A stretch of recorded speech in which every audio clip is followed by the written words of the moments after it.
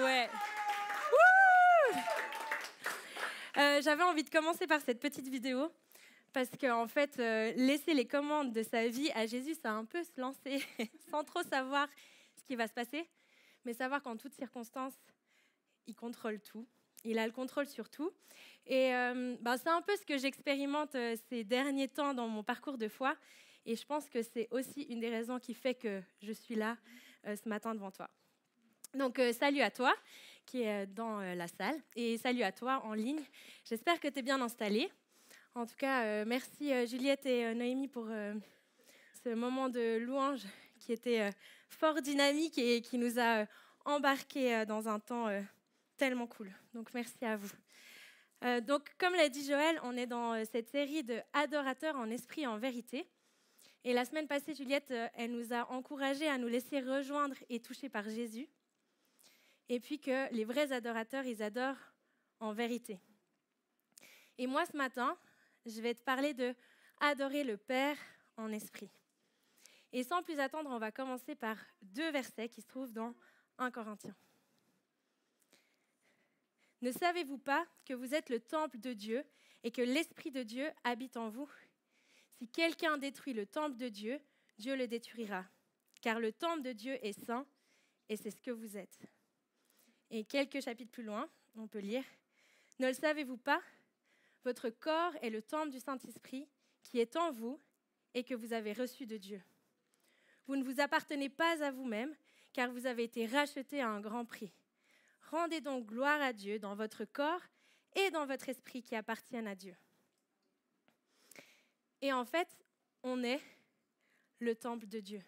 C'est-à-dire qu'on est le lieu où réside sa présence. Il faut savoir qu'avant avant Jésus, le temple, c'était un endroit c'était un lieu privilégié où se manifestait la présence de Dieu. Et il n'y avait qu'à cet endroit-là que Dieu ait manifesté sa présence. Et puis, c'était un endroit qui était délimité et il y avait seulement certaines personnes qui y avaient accès. Et pour y accéder, il fallait respecter plusieurs étapes. Et puis, quand Jésus il s'est sacrifié pour nous, en fait, il nous a donné accès à cette présence. À sa mort, il y a le rideau qui séparait le lieu 3 fois saint, le lieu de la présence de Dieu, avec le lieu saint qui s'est déchiré et qui nous a permis d'avoir accès à cette présence. Et c'est aussi ce que Jésus il a promis quand il a promis aux disciples qu'il allait envoyer son esprit pour les guider et les accompagner. Et puis c'est ce qu'il a fait pendant la Pentecôte où les apôtres ils ont reçu ce Saint-Esprit. Et en fait, l'Esprit de Dieu, il vit en nous lorsqu'on accepte Jésus en tant que Seigneur et en tant que Sauveur de nos vies. Dieu le Père, Jésus le Fils et le Saint-Esprit, ils sont un. Mais c'est l'Esprit qui va vivre en nous. Et puis adorer en esprit, ça signifie vouer un culte et aimer d'un amour passionné, comme on l'a vu la semaine passée, mais en esprit, ça veut dire en étant connecté au Saint-Esprit pour vivre ce moment, ce culte avec Dieu, notre Père. Et en acceptant son esprit, Dieu, il vient vivre en nous. Et c'est sa présence qui réside en nous. Et ce n'est pas juste une présence que tu as les dimanches matins quand tu viens à l'église, ou que tu as quand tu pries dans ta chambre, ou quand tu prends des chants de louange. Mais en fait, c'est une présence qui est au quotidien. C'est une présence qui est toujours là, à tout moment, à tout instant. Et le rôle de l'esprit, c'est de connecter notre esprit à celui de Dieu, au cœur du Père. Et c'est ça qui va nous pousser à l'adorer et à être toujours plus proche de lui. Et du coup, en fait, l'adoration, ça ne devient plus juste un lieu, c'est plus en lien avec un lieu, mais c'est une manière d'adorer, c'est une manière de faire. Et on le fait en esprit et en vérité. Mais il faut savoir qu'avoir la présence de Dieu en nous, c'est un privilège, parce qu'on a la puissance de Dieu qui vit en nous et qui nous permet de pouvoir faire des choses incroyables, mais c'est aussi une responsabilité, parce qu'on ne peut pas faire n'importe quoi. Tu ne peux pas faire n'importe quoi avec ton corps, puisque c'est le lieu où réside la présence de Dieu. Et notre corps, notre être, notre âme, elle appartient à Dieu.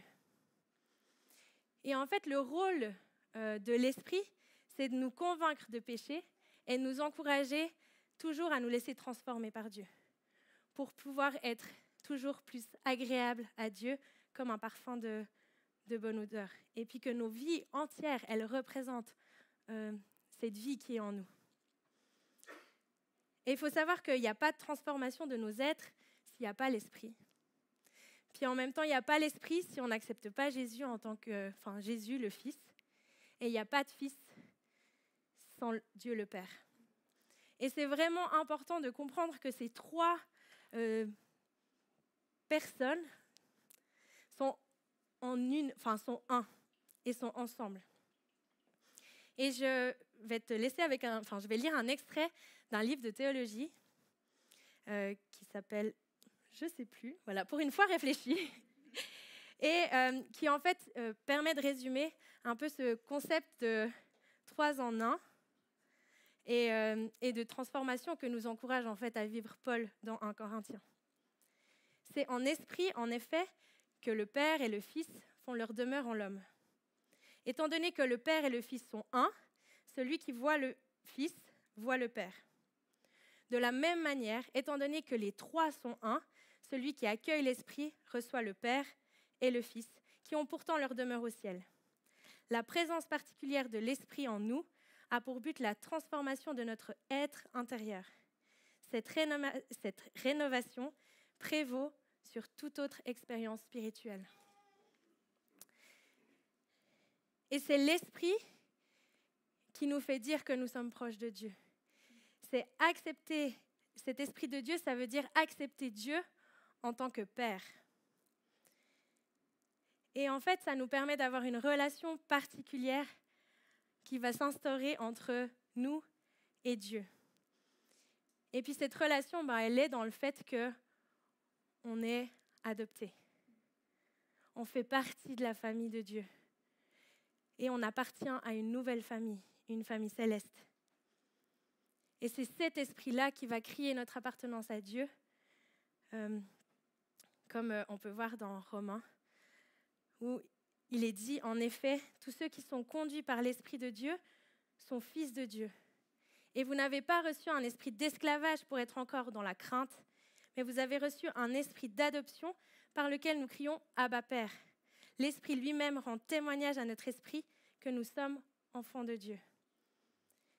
Et en fait, nous, on doit accepter de nous laisser transformer. On doit accepter que nos conceptions et nos idées, elles vont être transformées par l'Esprit.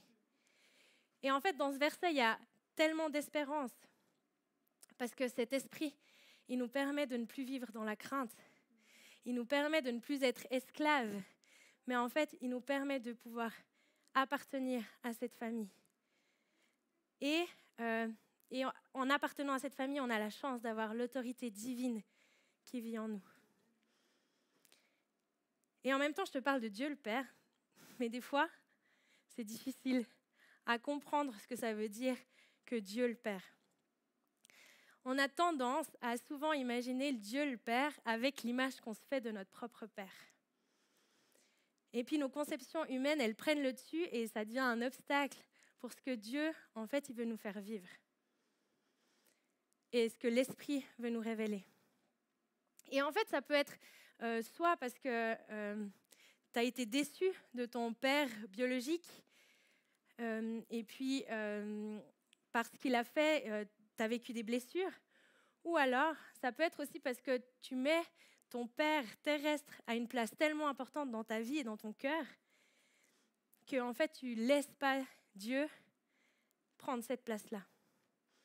Et finalement, que ce soit l'une ou l'autre des situations, moi, j'ai vraiment à cœur qu'on puisse prier maintenant pour que Dieu nous révèle par son esprit quel Père il est pour nous. Et avant ça, je veux juste te rappeler que nos pères terrestres, ils restent humains, mais que notre Père céleste, lui, il est divin. Et ça veut dire qu'en fait, il est juste, saint et parfait. Et ça, il n'y a personne d'autre qui peut te l'apporter. Papa, je te remercie parce qu'on peut vivre cette relation avec toi. Merci parce qu'on fait partie de cette nouvelle famille. Et je te demande pardon pour toutes les fois où l'image de mon père a pris la place qui te revient. Et je veux te demander pardon pour chacun d'entre nous, pour toutes les fois où en fait on met des obstacles entre toi en tant que père et ton amour et nous, notre condition, Seigneur. Et viens te révéler ce matin parmi nous. Amen. Il faut savoir que Dieu, le Père, c'est le créateur de toutes choses. Et ça, on le sait, et qu'on a été fait à son image. Et ça veut aussi dire que si on a été fait à son image, Dieu, il a aussi les caractéristiques d'une mère. Et moi, ça m'a beaucoup aidée quand j'ai compris que, en fait, ce n'était pas juste le Père, mais que dans le cœur de Dieu, il y avait aussi un cœur de mère. Et pour moi, l'image qui reflète le plus ce cœur de Père, c'est cette image-là. C'est un peu l'image de la mère poule, qui en fait nous veut proche. Enfin, Dieu, il nous veut proche de lui. Il veut nous protéger à l'abri de ses ailes. Il veut qu'on soit bien au chaud, proche de son cœur, et il veut nous protéger. Et pour moi, avoir cette image-là, quand je parle de cœur de père, c'est vraiment quelque chose de fort pour moi, parce que ça m'aide à comprendre un peu plus ce que ça signifie. Et quand on parle d'amour de père et de cœur de père, il y a une histoire dans la Bible qui nous l'expose bien. Et je t'invite maintenant à regarder cette petite vidéo qui résume cette histoire. Il leur raconte une parabole bien connue. Un homme avait 2 fils. L'aîné est digne de confiance et honore son père. Quant au cadet, c'est une autre histoire. Ce dernier se rebelle, ramasse tout son héritage et part pour un pays éloigné, où il gaspille tout son bien en festoyant et en vivant dans la débauche. C'est alors qu'une famine survient dans le pays et le fils commence à manquer d'argent. Pour survivre, il est obligé de s'occuper des cochons de quelqu'un. Il a si faim qu'il cherche même à manger la nourriture des cochons. Il se dit en lui-même, si ici je suis fermier, autant rentrer chez moi et travailler pour mon père. Au moins, je ne serai pas obligé de manger la nourriture des cochons. Il se met en route pour la maison de son père pour lui demander pardon. De son côté, le père est certain que son fils n'a pas survécu à la famine. Mais un jour, il aperçoit quelqu'un qui marche vers lui. C'est son fils, il n'est pas mort. Alors le père court à sa rencontre, le serre contre lui et l'embrasse. Le fils commence à parler. « Père, je ne mérite plus d'être appelé ton fils. Fais comme si j'étais l'un de tes ouvriers. » Mais avant qu'il eût le temps de finir, le père appelle ses serviteurs et demande qu'on apporte la plus belle tunique, de nouvelles sandales et une superbe bague pour son fils. Il fait préparer les meilleurs plats pour un grand banquet, car l'heure est aux réjouissances. Un peu plus tard, dans la journée, le frère aîné rentre après une dure journée de travail dans les champs et découvre que son insensé de frère, perdu de vue depuis longtemps, est revenu à la maison. Et qu'en plus, ils font la fête. Alors il se met en colère. Et comprenez-le, il a été fidèle à son père pendant toutes ces années et jamais il n'a eu une telle fête en son honneur. Mais ce fils de la honte revient à la maison et est accueilli comme un roi. C'est dégueulasse. Il refuse de se joindre à eux. Alors, le père sort retrouver le frère aîné et lui dit « Mon fils, tu fais déjà partie de notre famille. Tout ce qui m'appartient est à toi. Mais il fallait bien faire la fête et nous réjouir pour ton frère, parce qu'il était perdu et maintenant il est retrouvé. Il était mort et il est revenu à la vie. » Cool.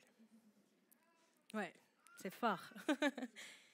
Et dans cette histoire, il y a 3 personnages. Et quand Jésus raconte cette parabole, il veut aussi mettre l'accent sur ces 3 personnes.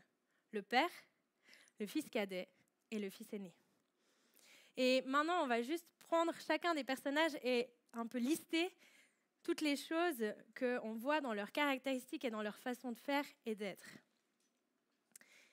Déjà, on va commencer par le père. Ce qu'il faut savoir, c'est que à cette époque, c'est tout à fait inhabituel de donner la part d'héritage à un fils lorsqu'il le demande.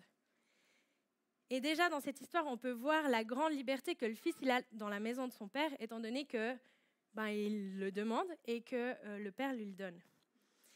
Et Dieu, il nous donne aussi lui-même une grande liberté dans nos choix, d'être proche de lui ou non. Et après, le fils, il part.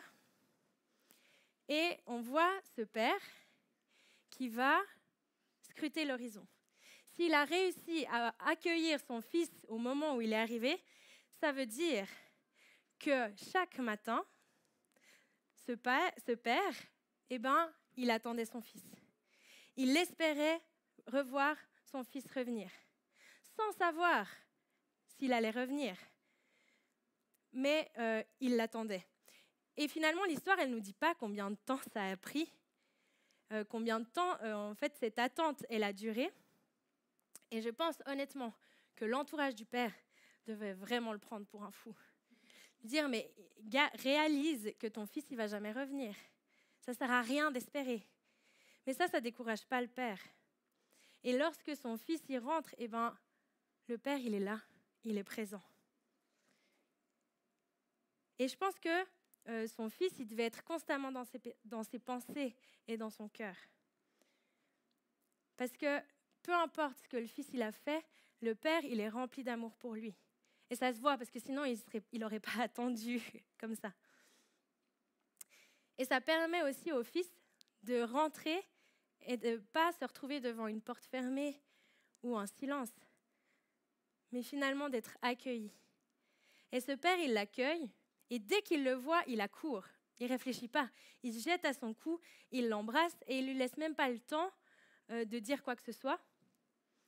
En fait, la joie du père, là, elle est tellement immense. Et elle dépasse toute compréhension et toute circonstance. Parce que lui, ce qui compte, c'est que son fils aimé, il est rentré. Et si on prend maintenant le fils cadet, lui, il décide de partir. Et il part loin. On ne sait pas exactement où, mais on sait que c'est loin, dans un pays éloigné. Et là-bas, il vit comme il a envie. Donc, dans la débauche la plus totale, il ne réfléchit absolument pas aux conséquences et il ne se soucie absolument de rien. Le problème, c'est que la réalité, elle va le rattraper. Et puis, il va se retrouver en grande difficulté et surtout, il va se retrouver seul, sans personne, sans famille. Et le pire encore, le plus bas du plus bas, c'est qu'il va devoir garder des cochons. Et il faut savoir que le cochon, c'est un animal impur aux yeux des Juifs et que Jésus, au moment où il raconte cette parabole, il s'adresse à des Juifs. Et ça démontre à quel point, en fait, le fils cadet, il est vraiment dans la dèche la plus totale et qu'il a perdu toute dignité. Et la situation ici, elle est désespérée. Et c'est à ce moment-là que le fils, il prend conscience de tout ce qu'il a perdu. Il veut retourner alors dans la maison de son père, car il sait que là-bas, même en tant que serviteur, il sera bien traité. Et en fait, il réalise tout ce qu'il a laissé et il veut retourner auprès de son père pour lui demander pardon. Mais en croyant qu'il peut revenir en tant que serviteur, c'est un peu comme s'il croit qu'il a perdu tout statut en partant de cette maison, qu'il a perdu la valeur qu'il avait aux yeux de son père. Et à un moment donné, imagine simplement le chemin du retour du fils. On ne sait pas combien de temps, à quelle distance il était, on ne sait pas combien de temps ce chemin il a pris, mais en même temps, je pense qu'on est tous capables de ressentir à quel point ça a dû être difficile pour ce fils. Le combat intérieur qu'il a dû faire, qu'il a dû vivre en lui, entre le moment où de se dire « je me réjouis, je vais retrouver mon père », mais en même temps, qu'est-ce qu'il va faire avec moi ? Je veux lui demander pardon, mais est-ce qu'il va m'accepter ? Toutes ces questions. Et finalement, on dit souvent que la repentance, c'est un processus. Mais là, je pense que le fils, il l'a vécu concrètement. Ce chemin où il a dû réfléchir. Et je ne sais pas si ça t'arrive à toi ou si ça t'est arrivé de te sentir comme ce fils. Ou en fait, tu as l'impression que tes actions, ce que tu as fait ou ce que tu as dit, ou peu importe, c'est tellement grave au fond du fond que en fait, tu as l'impression que tu ne pourras jamais retourner vers ton père, que tu ne pourras jamais retrouver la valeur que tu avais à ses yeux. Et en fait, dans cette histoire, il n'y a rien qui se passe comme il l'avait prévu. Et c'est aussi ça qui est beau, c'est de se dire, mais finalement, ce qu'on pense, nos propres conceptions, ça n'a jamais rien à voir avec finalement ce qui est prévu pour nous. Et ce fils, il reçoit un vêtement honorifique. On lui met un anneau à son doigt qui est un synonyme d'autorité. On le chausse de sandales, alors que en fait, les esclaves, ils sont à pieds nus. Et on sacrifie un veau qui était en fait prévu pour des occasions qui étaient vraiment spéciales. Et tous ces symboles indiquent que ce fils, il a retrouvé sa position sociale. Il a retrouvé sa valeur. Et le père, il l'accepte en tant que fils. Et il n'y a aucune condition à ça. Et peu importe ce qu'il a fait, qui il est, ça reste inchangé aux yeux du père. Le père, il ne l'abandonne pas pour les erreurs qu'il a faites. Tout comme Dieu, il veut pas nous abandonner, il ne nous abandonne pas pour nos erreurs. Si on vient à lui et qu'on lui demande pardon. Et maintenant, je vais te parler du fils aîné. Celui dont on parle jamais vraiment beaucoup. Le fils aîné, lui, à part le fait qu'on sait qu'il se met en colère, on ne sait pas grand-chose. Et ce fils aîné, il est auprès de son père. Il est en train de travailler pour son père, puisqu'on sait qu'il revient des champs quand il voit la fête. Et là, il se met en colère. Et, quand on lit cette histoire, on comprend tout à fait que le fils aîné, il ose se mettre en colère. Soit c'est par jalousie, le fait que lui, il est tout le temps, qu'on donne tout à son frère cadet. Il y a, je pense, aussi un petit peu d'orgueil là-dedans. Et puis, ce fils, il reproche à son père son comportement envers le fils cadet. Et le fils, il va énumérer ce qu'il fait pour le père. Je travaille pour toi, du coup, je crois que je mérite aussi quelque chose. Et il croit que son mérite et que son statut, il se trouve dans les efforts qu'il fait et dans le fait qu'il travaille pour le père. Et en fait, dans cette histoire, on ne sait pas si le fils, il a une relation particulière avec son père. On sait juste qu'il travaille et que pour lui, c'est comme ça qu'il doit se comporter. Et à ce moment-là, le père, il le reprend et il lui dit « Tu es avec moi et tu bénéficies de tout ce qui m'appartient. » Et en fait, il lui fait prendre conscience qu'il est constamment avec son père, qu'il est constamment dans sa présence, qu'il peut apprendre de lui, qu'il peut rire avec lui, qu'il peut créer un lien particulier et le connaître. Et que finalement, il a les mêmes droits que son père. Et en racontant cette parabole, Jésus il fait sans doute un parallèle entre son père, les non-juifs qui vont avoir accès à ce père et les pharisiens à qui Jésus reproche le fait de ne pas connaître le Père réellement. Et c'est vrai qu'on peut trouver la réaction du fils aîné vraiment ridicule quand on prend des fois du recul. Mais en même temps, quand j'y réfléchis, moi, je crois que c'est au fils aîné que je ressemble le plus. Parce que combien de fois, je crois que parce que je fais des choses pour Dieu, parce que je suis une bonne personne, je mérite que Dieu il me considère.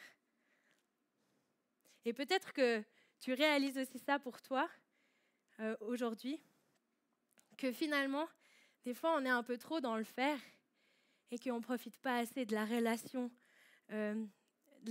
privilégiée qu'on a avec notre Père. Et que ce soit le fils cadet ou le fils aîné, en fait, les deux, ils ont besoin d'être rejoints par l'amour de leur Père. Le Père, lui, il est toujours présent. Dans l'histoire, il est toujours au même endroit, mais c'est les fils qui s'éloignent de lui. Et souvent, on a tendance à accuser Dieu de s'éloigner de nous et de dire « Dieu est loin de moi », mais il ne faut pas oublier qu'en fait, Dieu, il reste toujours le même et qu'il est fidèle jusqu'au bout. Le problème, c'est toujours nous. Puis Dieu, il nous connaît parfaitement et il sait absolument tout de nous. Et c'est pour cette raison aussi qu'il veut être à nos côtés. Parce qu'il sait qu'on aura besoin de lui. Et Dieu, ce n'est pas un père absent. Il veut être présent là où on l'invite. là où on l'accueille. Et comment on le fait? On le fait en soumettant, en nous soumettant à lui et en le laissant agir dans nos vies.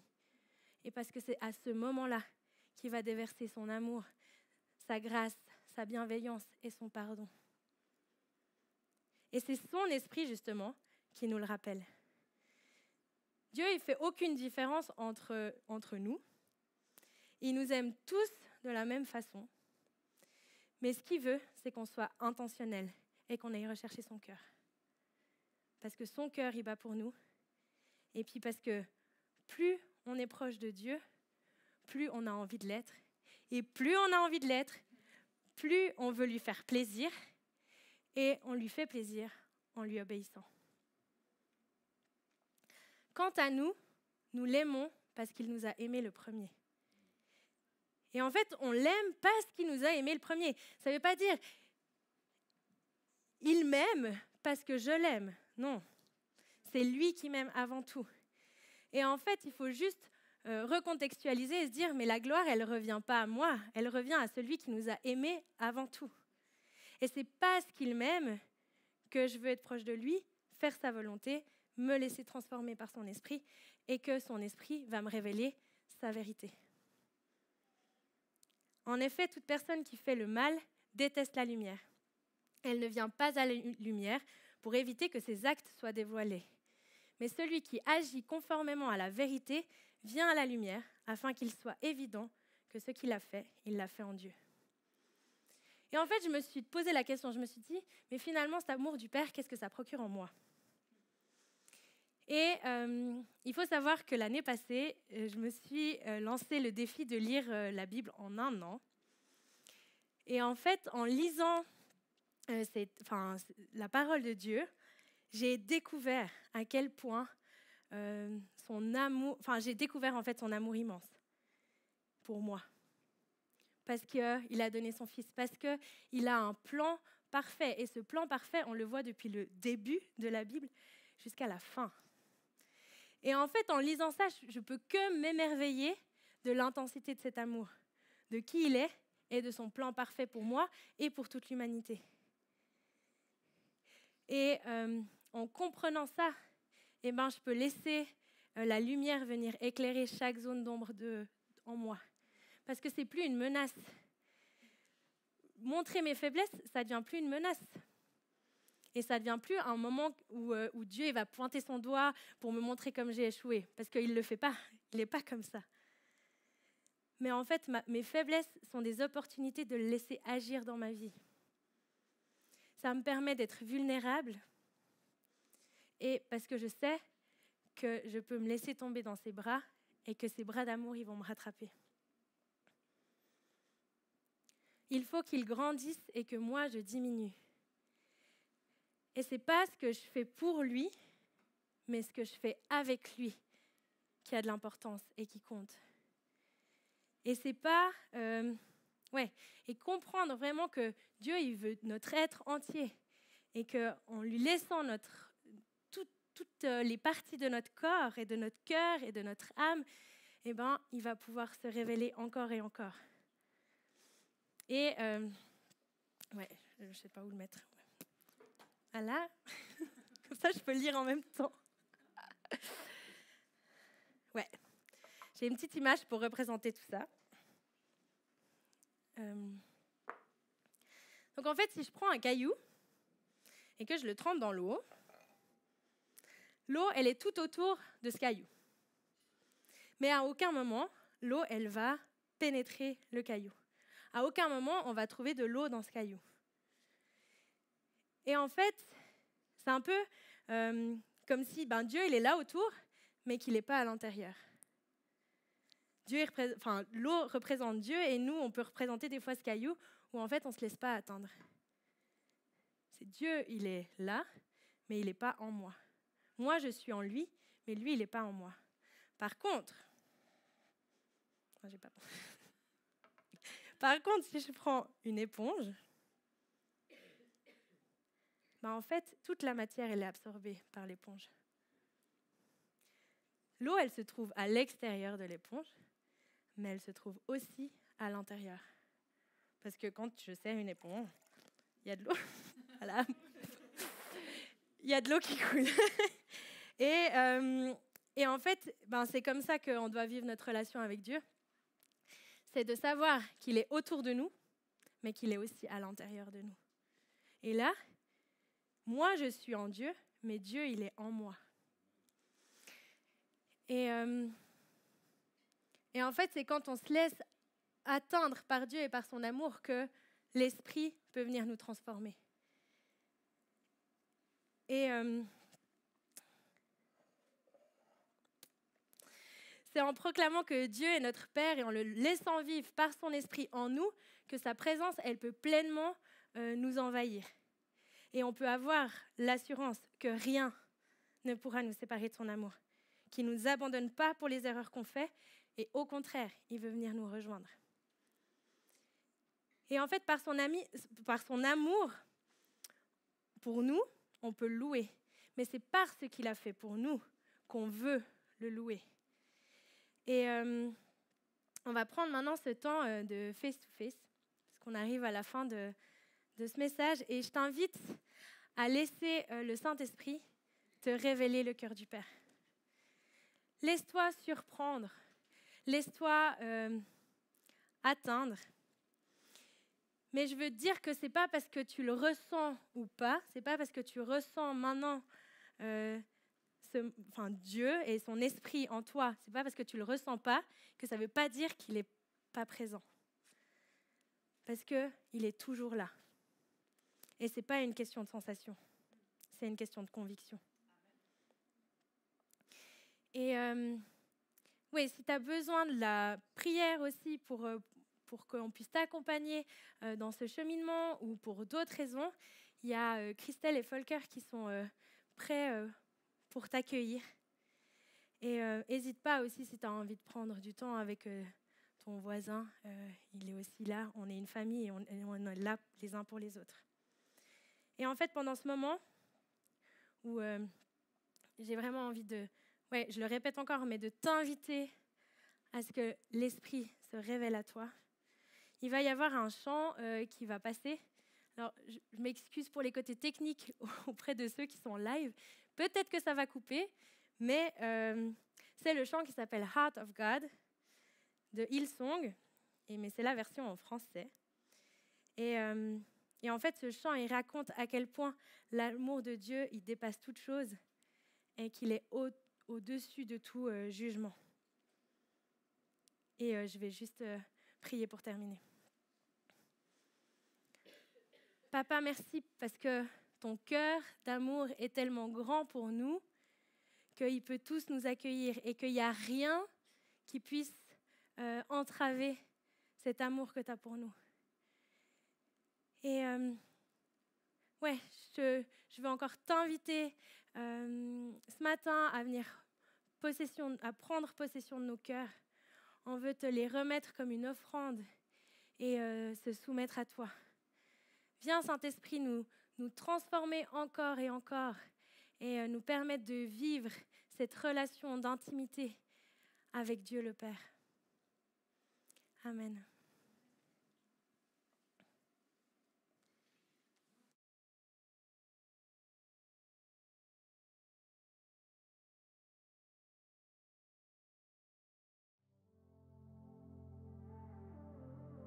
Me voici, je viens à toi. D'un cœur sincère, je me prosterne.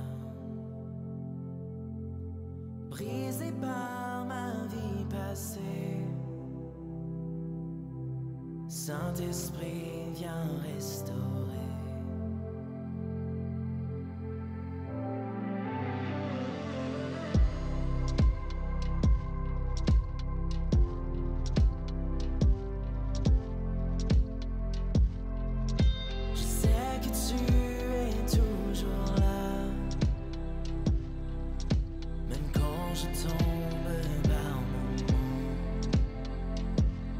Tu me rappelles mon identité, sans prendre en compte mon passé. C'est ta grâce qui m'a libéré.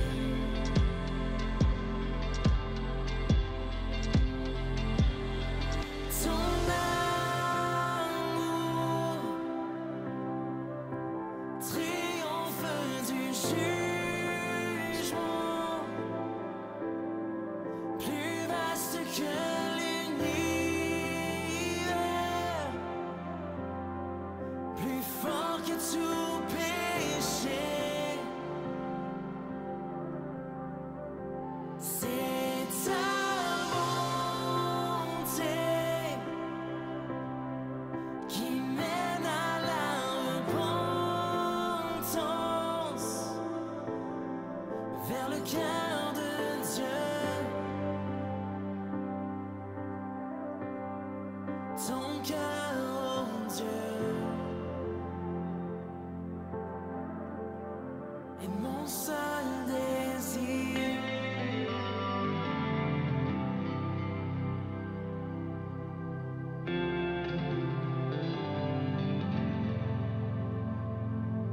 On me dit qu'il n'y a aucun espoir pour le salut de l'âme perdue. Mais mon Dieu dit à l'enfant prodigue: mon bien-aimé, tu es le bienvenu. Oh, ton amour triomphe du jugement, plus vaste que l'univers, plus fort que tout péché. C'est ta bonté qui mène à la repentance vers le cœur de Dieu. Ton cœur, oh Dieu, est mon seul désir. Entre tes mains j'abandonne